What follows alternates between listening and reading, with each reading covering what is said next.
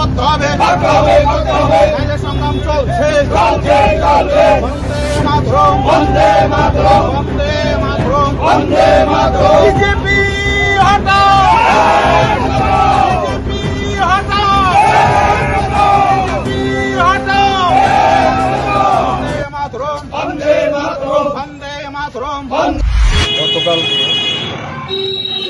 বিকাল অনুমানিক 5:30 নাগাদ আমাদের আরকেপুর বিধানসভা কেন্দ্রের সালগড়া দিয়ে আমাদের কংগ্রেস কর্মী হাসান আলী, ওনার বাড়িতে কংগ্রেস দলের পতাকা উনি লাগিয়েছিলেন। সেই অপরাধী সে এলাকার বিজেপি দুষ্কৃতী নূতন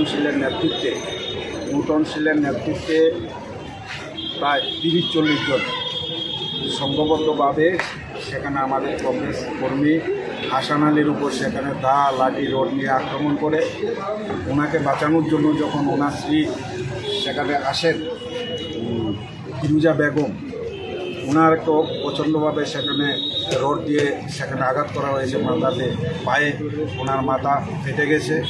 ওনার 2 বছরের শিশু সে বাচ্চাটার উপরও সেখানে আক্রমণ করা হয়েছে।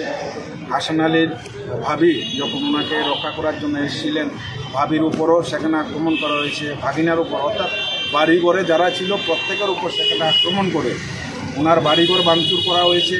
ওনার ঘর থেকে মূল্যবান জিনিসপত্র, টাকা পয়সা সেখানে লুট করা হয়েছে। হাসান আলীর উপর যখন আক্রমণ হয় ওনার আত্মরক্ষার স্বার্থে উনি